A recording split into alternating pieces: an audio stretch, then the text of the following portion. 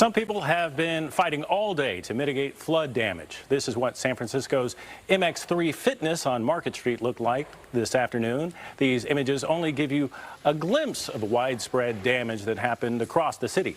KTVU's Alyssa Harrington picks up our weather team coverage live in San Francisco for us tonight. Alyssa? Well, the rain has stopped for the time being, but today's storm caused a lot of damage. Take a look at what's behind me. This huge tree toppled over in San Francisco's Noe Valley and completely crushed a parked car. I got a chance to speak with the car's owner who works at the bar on the corner. She told me she's glad she was not inside and wants to leave this bad luck in 2022. Today's rain was too much to handle for many parts of the city, and instead of celebrating New Year's Eve, people were mopping up, shoveling mud, and calling their insurance companies because of all this damage. Water was seen cascading down a staircase inside of a house in San Francisco's Bayview district. Major flooding on LeConte Avenue damaged several homes.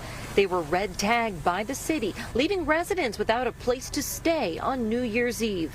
It's definitely a hard way to start the new year, so, we'll do the best we can. Jeremy Jaco took us inside to see the damage.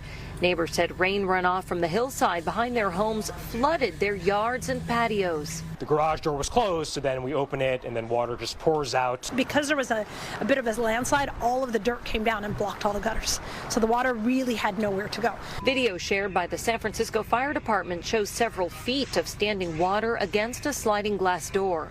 One of the firefighters says that she was in waist-deep water. Captain Jonathan Baxter said firefighters tried to divert the water and set up sandbags, but eventually had to let it through by opening the doors to some of these homes. We had to get creative with the families, and in some of these houses we used sandbags to actually make a river coming from the backyard, going down staircases to the front door, which is at the downward slope of some of these homes. Nobody was injured, but some neighbors were upset and believe this could have been prevented if the hillside was better maintained. Definitely shock and sadness. I think, obviously we're not the only ones affected.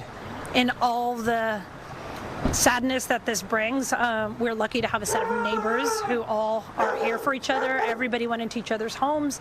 We all know each other. Torrential rains drenched the city, causing flooding, toppling trees, and triggering mudslides. Here's video from a mudslide near the main gate of Bernal Heights. Another slide blocked lanes along the Great Highway near Seacliff. And on Cesar Chavez Street, some drivers ignored the flooding and the road closure. This driver of a Honda had to be rescued by firefighters after his car got stuck and started floating.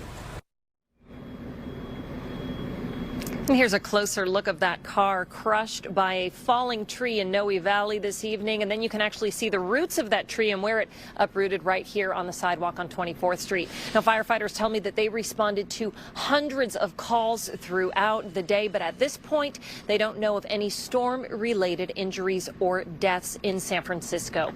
Reporting live, I'm Alyssa Harrington, KTVU, Fox 2 News.